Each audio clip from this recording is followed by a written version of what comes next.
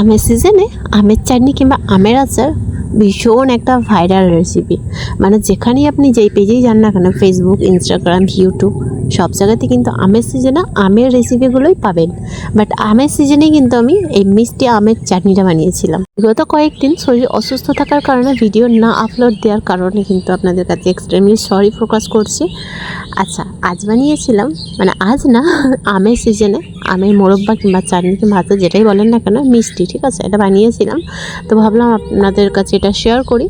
তো আমের চাটনিটা কিন্তু খুব ইজি, কুইকলি, এবং এই সিজনে কিন্তু আমের চাটনিটা এমনভাবে বানিয়েছিলাম সারা বছর সংরক্ষণ করা যাবে।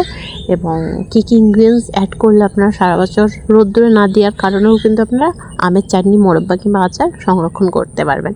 তো এখানে কিন্তু 1 কেজি একটু বেশি আম নিয়েছিলাম। তো আমগুলো একটু কালার চলে এসেছিলো। তো তাহলে মিষ্টি আমের মোরব্বা বানানোর জন্য এখানে কয়েকটা উপকরণ লাগছে। কাজু নিয়েছি, ভাঙা কাজুরাই নেবেন। চিলি ফ্লেক্স নিয়েছি আর রাঁধুনি নিয়েছি। ফটাফট বানিয়ে ফেলি তাহলে। কড়াইয়ের মধ্যে 2 টিস্পুনের কাছাকাছি রিফাইন তেল দিয়ে 2টা শুকনো মরিচ আস্তে অ্যাড করে দিলাম।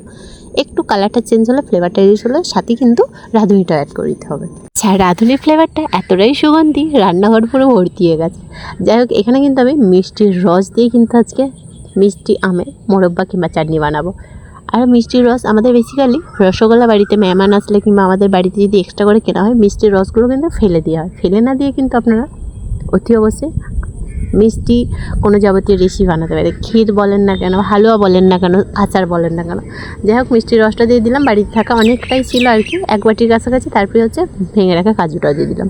আর মিষ্টির রসটা 1 বাটি যেহেতু, তো আমটা তো 1 কেজির বেশি ছিল, সেক্ষেত্রে 1 বাটির রসে তো হবে না, চিনির পরিমাণটাও 1 বাটির কাছাকাছি দিলাম। যতক্ষণ না চিনিটা ওই রসের সঙ্গে মিশে যাচ্ছে, মানে গলে যাচ্ছে, ততক্ষণ আমাদের ওয়েট করতে হবে। আচ্ছা, দানা সুগারটা কিন্তু আমি অলমোস্ট মানে মিষ্টির রসের সাথে মিশিয়ে গেছে।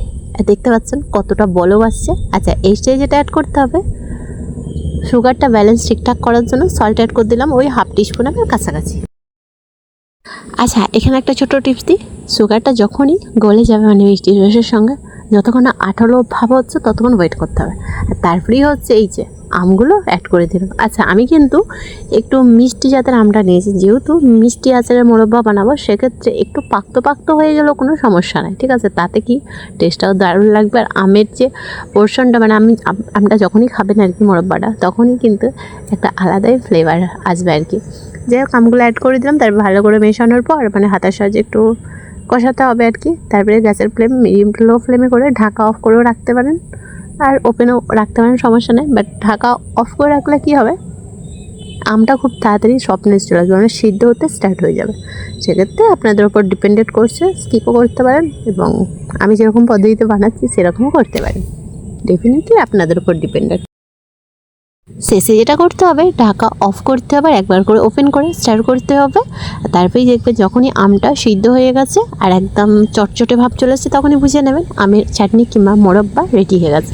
আশা করছি প্রত্যেকটা রেসিপির মতো এই রেসিপিটা অনেকটা মন জয় করে। ভালো লাগলে লাইক, কমেন্ট অ্যান্ড শেয়ার। আবারও দেখা হবে।